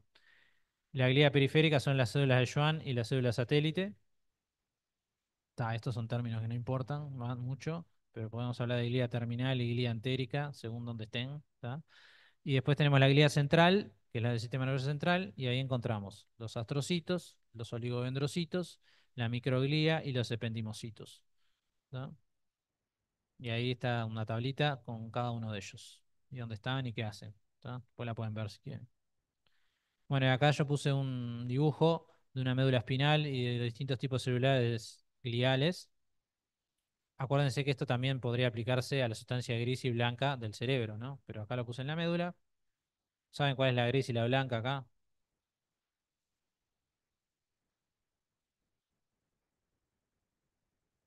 La blanca es la más clarita de esta de acá, ¿no? Y la gris es esta H que está acá, ¿sí? ¿Por qué es gris y blanca, saben? Porque en una están los somas y en la otra los axones. Exacto, Por la sí. concentración de células. Mm, Ambas cosas son, o sea, la concentración de células es un poco más, no es solamente por eso, digamos, ¿no? Sino que en realidad en la gris tenemos más bien los somas, entonces la presencia de mielina es inferior, y en la blanca están los axones y la mayoría son mielínicos y no hay somas, entonces lo vemos más blanco, ¿tá? También depende de la tinción, ¿no? Esto es hematoxina eosina, entonces lo vemos más eosinófilo y acá más basófilo. Pero yo podría teñir con cosas que tienen la mielina y verlo totalmente distinto, ¿está? Pero el término general es gris y blanca, ¿tá? Y si yo les pregunto, ¿hay mielina en la sustancia gris? ¿Qué me responden?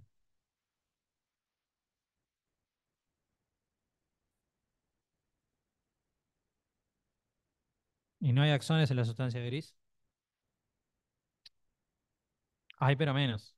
Pero eso es importante porque uno se queda como con la idea de que por alguna razón mágica solo hay axones en la blanca y en la gris no, y no es cierto. Está lleno de axones también la gris. Sí, es verdad que hay, son la parte inicial, pero hay un montón, ¿está? Y hay mielina también, ¿ok? Bueno, entonces los astrocitos tenemos de dos tipos. Hay protoplasmáticos y fibrosos. Los protoplasmáticos tienden a tener prolongaciones más cortas y los fibrosos más largas. Los protoplasmáticos están en la sustancia gris y los fibrosos están en la sustancia blanca, ¿tá? Y después los oligodendrocitos, bueno, después la microglía está en la gris y en la blanca. Ahora vamos a ver qué hacen. Y después los oligodendrocitos, no es que solamente están. Entonces está la microglía, está en los dos lados, los oligodendrocitos. Ah, eso venía bueno, ¿no? ¿Ustedes dónde piensan que están los oligodendrocitos? En la sustancia blanca, sí, pero en la gris hay oligodendrocitos.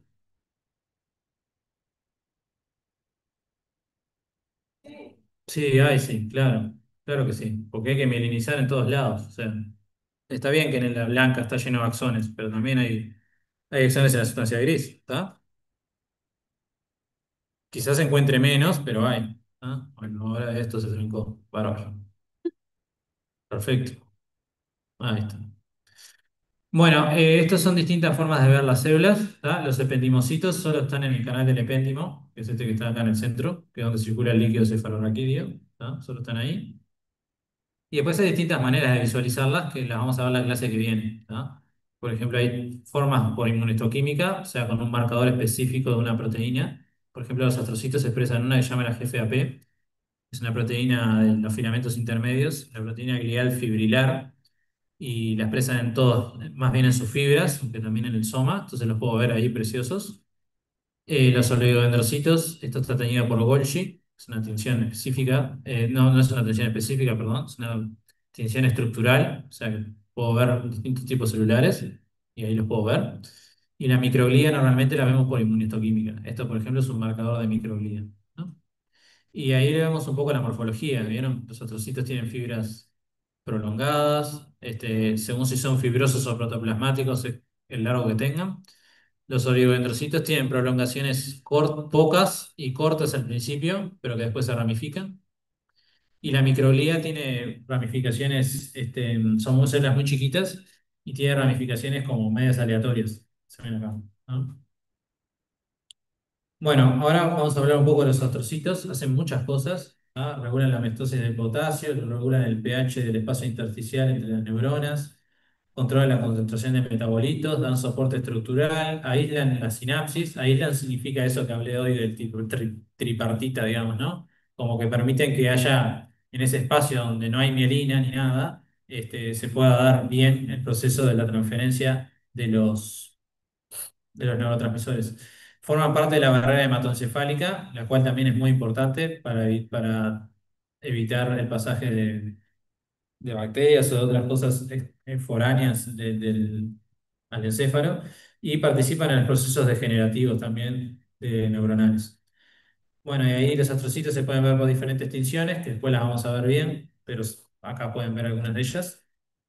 Estas son inmunistoquímicas y esta es la tinción de Golgi, que tiñe al azar diferentes grupos de células, pero las tiñe morfológicamente perfecto, ¿vieron? Pueden seguirle todas las fibras.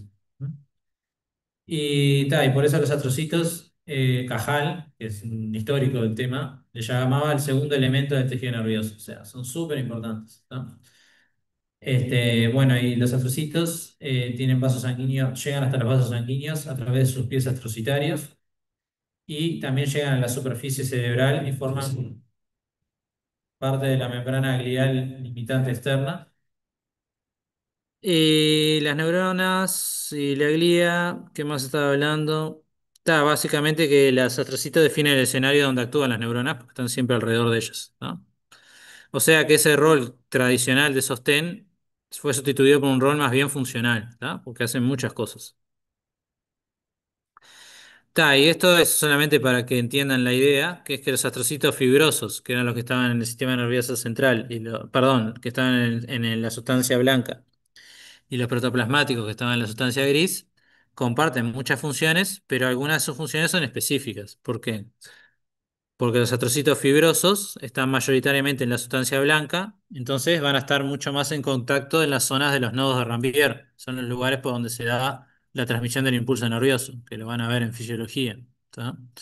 En cambio, los astrocitos protoplasmáticos, que son de la sustancia gris, están mucho más asociados al neuropilo. Si bien todos tienen funciones tróficas y todas las funciones que mencioné antes, una función específica del protoplasmático es estar asociado al neuropilo, a la sinapsis de la sustancia gris.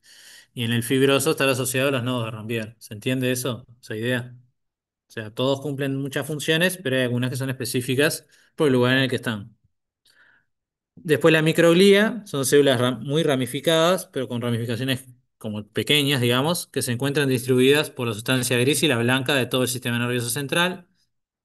Presentan un citoplasma reducido o pocos organelos y y sus prolongaciones pueden ramificarse con muchos patrones, tipo azarosos, ¿no? Y esos patrones van a depender de su localización y de su estado de activación, porque son como células que están sensando el estado en el cual está el sistema nervioso, ¿tá? Si hay, por ejemplo, una invasión patógena o algo, se activan, ¿tá? Vendrían a ser como los macrófagos, digamos, de otros tejidos, ¿tá? Pero están solo en el sistema nervioso central, no están en el periférico. En el periférico hay unos macrófagos específicos del sistema nervioso periférico que cumplirían una función similar, ¿no? Ahí ven algunos dibujitos y la idea de estos dibujitos es que puedan ver que son muy dinámicos. Ellos tienen la capacidad de moverse por todos lados y hacer cosas, ¿tá? Por ejemplo, en esta imagen de acá, acá no se ve muy bien, pero la pueden ver en su casa después, tiene la capacidad de comerse espinas dendríticas, si es necesario. Tipo, hacen esas cosas locas, ¿tá? Fagocitar, sí, comerse es un término un poco vulgar. Pero tengan en consideración que fui y vine 500 veces con el micrófono y ya me perdí, ¿no? Bueno, y después la microglía, ahí hay algunas de sus funciones. Regula los metabolitos extracelulares, controla el establecimiento y el mantenimiento de la sinapsis. Secretan compuestos que controlan la diferenciación y proliferación. ¿Cuál parte de la microglía? La microglía es unas células que básicamente tienen la capacidad de sensar el estado en el cual está el sistema nervioso, ¿tá? Por ejemplo, si hay invasión de patógenos, ellos se activan, por ejemplo. Pero también tienen la capacidad de remodelar los sitios de sinapsis, por ejemplo.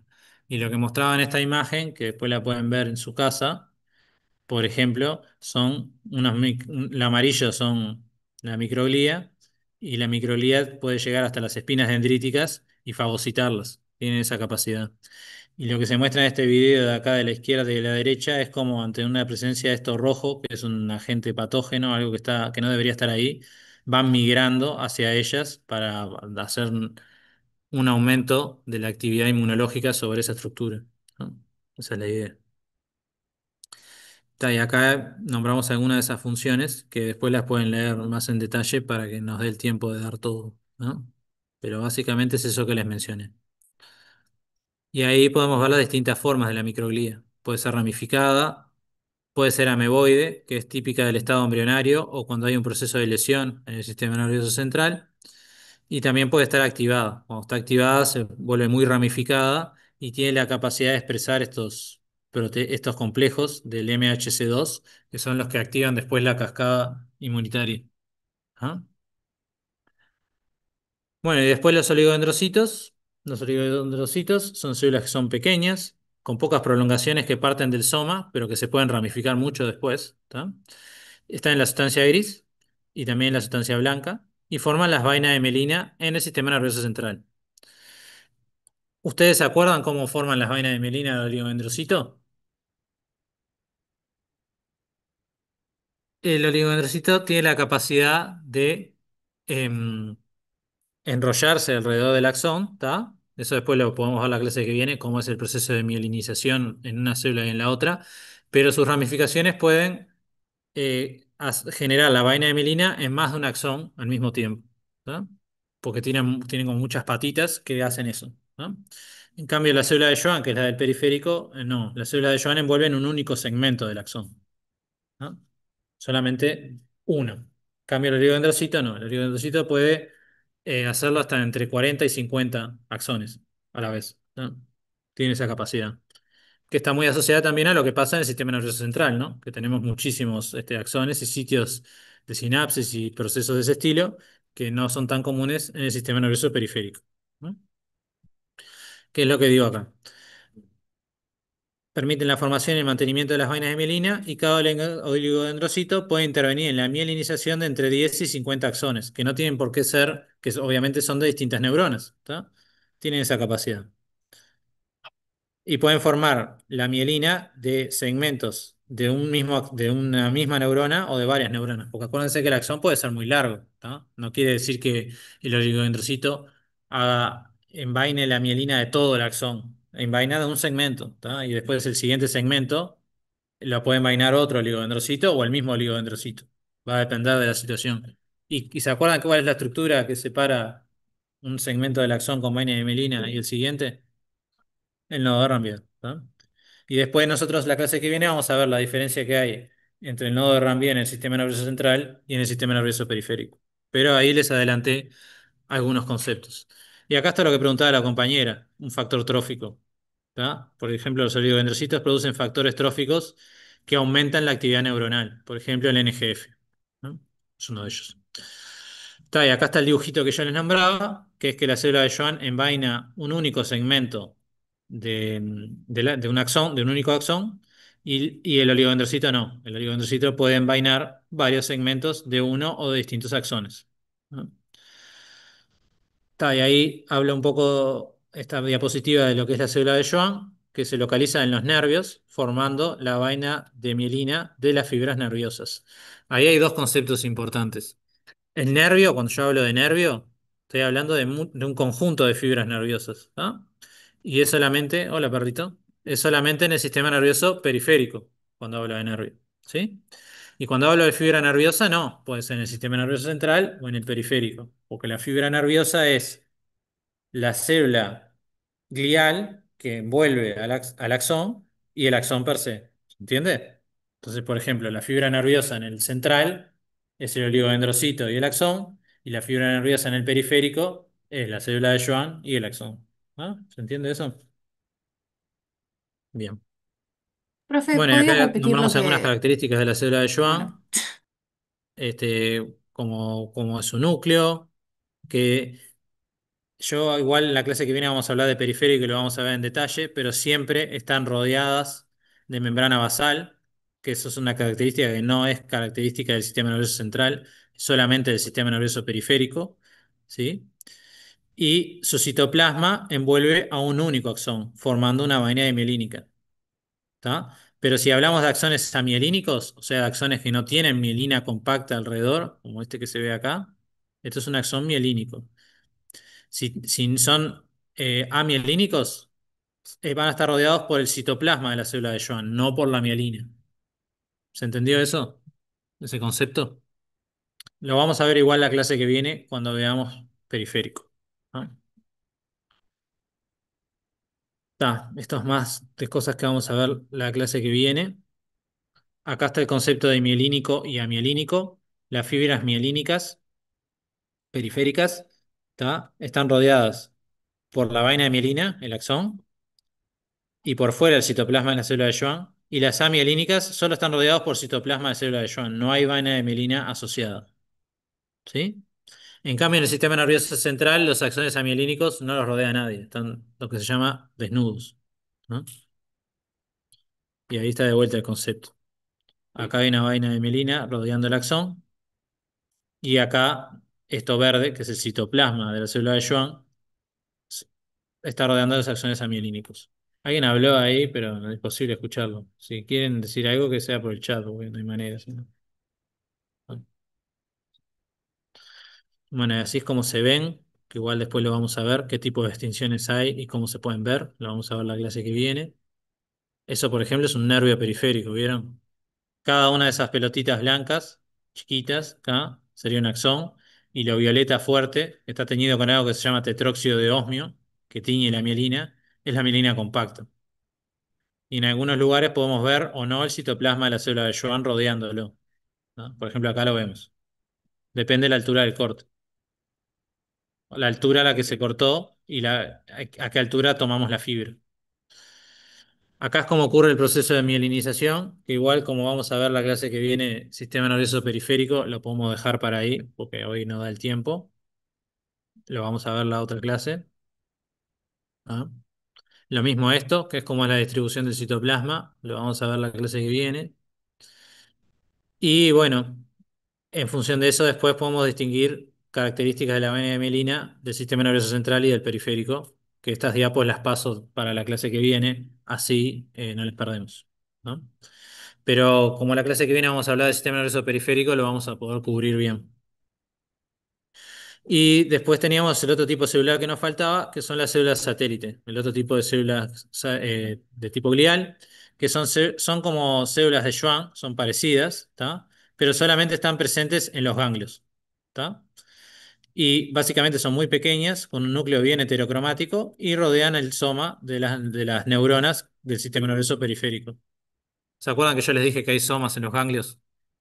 Bueno, esos son los únicos somas que hay en el sistema nervioso periférico, en los ganglios, y las células gliales asociadas, estas son las células satélite, solo se encuentran ahí. ¿No? No, las únicas células productoras de mielina son los oligodendrocitos y la célula de Schwann. ¿Qué? ¿Cómo? Cuando hablan de los cifras, hablan de cuando se une el sensorial y el motor, que se forma el ganglio. En realidad solo el sensorial. El motor no participa ahí. Cuando se une el sensorial y el motor es un nervio espinal. Cuando salen de la médula, tenés una parte ventral y una parte dorsal. La parte ventral es solo motora. Y sus somas hay distintos tipos. Hay uno que están saliendo de la médula, pero de la parte solamente dorsal. No hay ganglios ventrales. Y después están todos los demás ganglios del mundo, que son los ganglios que están, por ejemplo, el plexo de Meissner, todas esas cosas son ganglios. Claro, y esos ganglios periféricos también tienen células satélite. Bueno, esta diapo que tiene muchísima información escrita es porque estamos hablando de conceptos generales del sistema nervioso central. A ver, por favor, que ya estamos terminando, ¿no? Quedan 10 minutos. El sistema nervioso central está formado por el encéfalo y la médula espinal. El encéfalo está contenido, como ya habíamos dicho, en la cavidad craneana y la médula espinal en el conducto vertebral. ¿Tá? Y ambas estructuras están rodeadas por las meninges, ¿tá? Que son estructuras conjuntivas de protección y también de barrera. Entonces, en el cerebro la sustancia gris es como una cubierta externa, formando la corteza, y la sustancia blanca está más hacia adentro. ¿Tá? Entonces, la corteza cerebral forma la capa que es más externa del encéfalo y es la más desarrollada en los seres humanos. Los seres humanos tienen mucha corteza cerebral, ¿tá? Es una característica de ellos. Y en ese sitio, ¿tá? Podemos encontrar neuronas, axones, dendritas, células gliales y los sitios donde hay muchísima sinapsis, que es lo que definimos como neuropilo, fue lo que habíamos hablado hoy, ¿tá? Y en un cerebro disecado fresco se ve sustancia gris y sustancia blanca, ¿tá? Y cuando vemos inmersos en la sustancia blanca, o sea, cuando nos vamos hacia las partes internas del cerebro, vemos grupos de somas, a eso se le llama núcleos, que son como lagunas de sustancia gris dentro de la sustancia blanca. ¿Se entiende eso? ¿Esa idea? Tenemos por un lado la corteza, por debajo obtenemos muchísima cantidad de sustancia blanca o predominantemente sustancia blanca, y cuando vemos núcleos inmersos en esa sustancia blanca, son lugares donde hay como parches o agrupaciones de somas, ¿no? Y la sustancia blanca contiene principalmente los axones de las neuronas, además de las células gliales y los vasos asociados, ¿no? Y cuando vemos grupos de axones asociados, se llaman tractos, ¿no?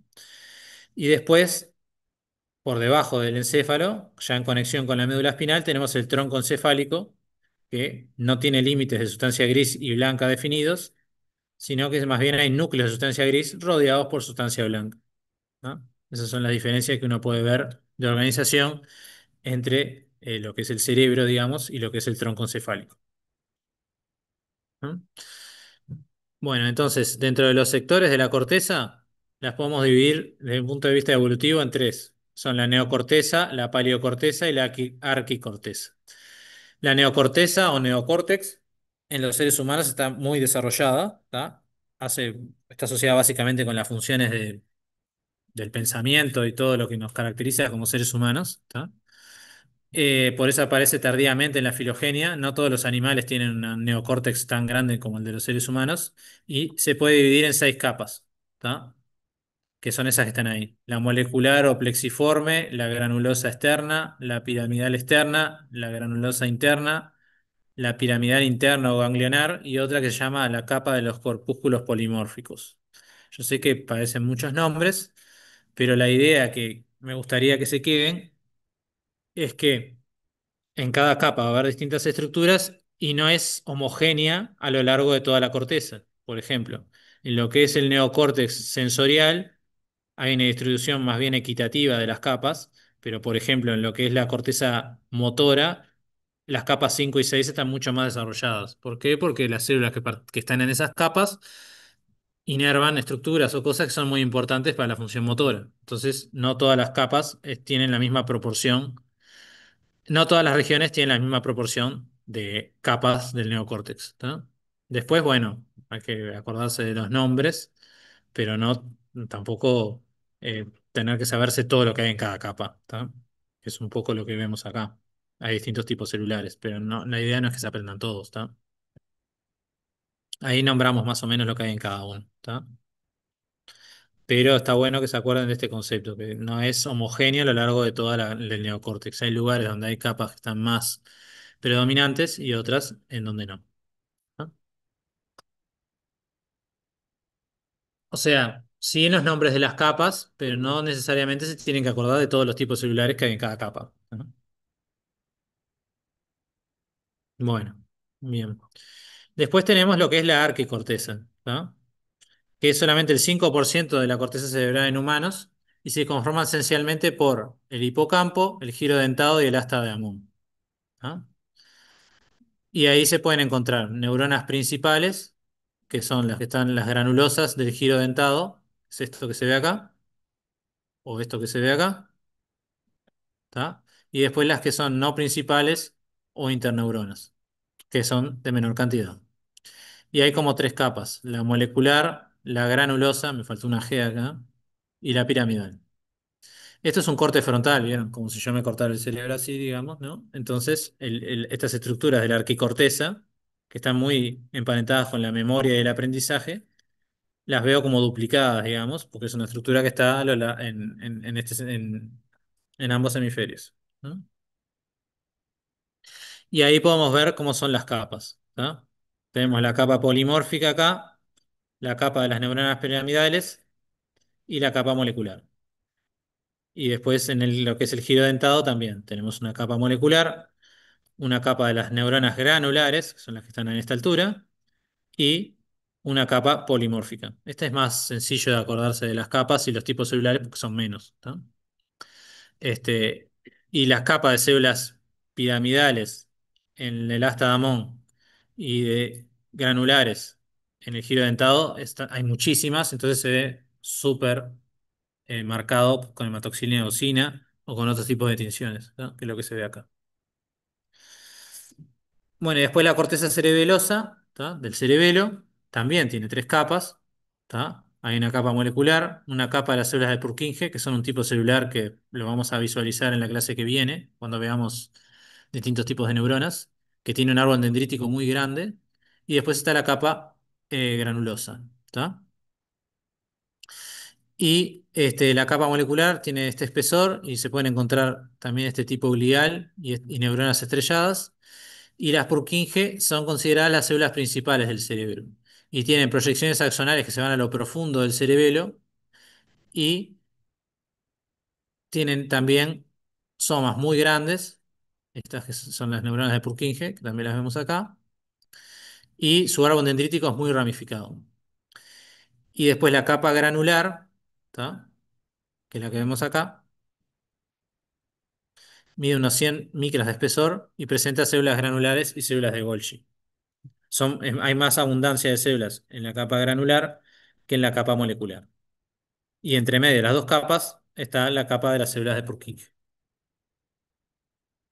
Y después, en los conceptos de médula espinal, esto es más de anatomía, ¿tá? Está en continuidad directa con el tronco encefálico y tiene 31 segmentos que están divididos de esta manera: 8 cervicales, 12 torácicos, 5 lumbares, 5 sacros y uno coxigio. Obviamente estoy hablando de humanos, ¿no? En los animales va cambiando eso. Y en cada uno vamos a encontrar un par de nervios espinales que están continuados, cuando va llegando a la médula, por una raíz dorsal, que es la sensitiva, y ahí está el ganglio que hoy conversábamos, el ganglio de la raíz dorsal, y otra ventral. En el medio está una sustancia gris que está rodeada por un conducto central, que ahí están las células de los ependimocitos rodeándolo, y sustancia periférica blanca. Y en la sustancia blanca hay tractos de axones mielínicos y amielínicos que transcurren a lo largo de la médula, ¿tá? Desde y hacia el encéfalo, y en la sustancia gris están los somas neuronales, las dendritas y axones, además de la glía. Siempre hablando de glía central, ¿no? O sea, astrocitos y oligodendrocitos y microglía. Y los grupos de somas neuronales que hay en la sustancia gris, a distintos grupos, a eso se les llama también núcleos, que se acuerdan que en el cerebro también había núcleos, ¿no? Agrupaciones de somas. Y ahí es donde ocurren muchas sinapsis a nivel de lo que es la médula. También hay zonas de gran concentración de sinapsis en esos núcleos.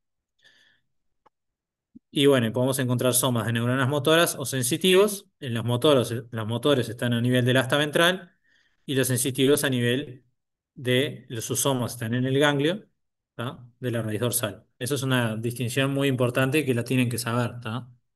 Que es que los somas de las neuronas motoras están en el asta ventral y son neuronas multipolares, mientras que los somas de las neuronas sensoriales están en el ganglio de la raíz dorsal y son neuronas pseudounipolares, ¿no? Es distinto una de las otras. Esta imagen de acá, por ejemplo, es una zona ampliada de esta parte y vemos las motoneuronas, que son las neuronas motoras principales, y son súper grandes y llenas de gránulos, ¿cómo es? Corpúsculos de Nissl, ¿no? Y nucleolo evidente, y son células muy grandes. Y también hay tejido conjuntivo protector alrededor del encéfalo y la médula espinal, que está conformado por la dura madre, la aracnoides y la pía madre. La pía madre es la que está más en contacto directo, la aracnoides está en entre medio y la dura madre por fuera, ¿no? Y también tenemos el concepto de la barrera hematoencefálica, que protege al sistema nervioso central de concentraciones fluctuantes de electrolitos, hormonas y metabolitos celulares que circulan por los vasos sanguíneos. O sea, no hay un contacto directo, ¿tá? Está con los vasos sanguíneos. Entre medio está la barrera hematoencefálica, que ya se desarrolla tempranamente en el desarrollo y está formada por uniones estrechas de células endoteliales. Y por ejemplo, todas las sustancias que son superiores a 500 Dalton, ya de por sí, por difusión simple, no pasan, ¿ah? Eso es lo primero que hace la barrera. Y los astrocitos también se asocian con las células endoteliales y participan en la formación de esta barrera, como yo ya había mencionado antes. Pero todo lo que son eh, oxígeno, dióxido de carbono, hormonas esteroideas y otras tóxicas como el etanol pasan libremente por la barrera hematoencefálica. O sea que todo lo que son hormonas esteroideas, que las vimos que eran importantes para el sistema reproductor, por ejemplo, femenino y masculino, pasan a través de la barrera hematoencefálica, el alcohol también, y el oxígeno y dióxido de carbono también, porque son claves. El cerebro es de los que más consume oxígeno, ¿no? Y proteínas claves como la glucosa, los aminoácidos y las vitaminas son ingresadas eficientemente por transportadores específicos, ¿está? Porque si no, no podrían pasar.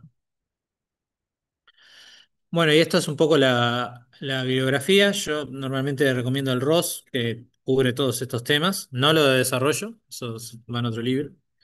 Y bueno, disculpen por los problemas técnicos, pero me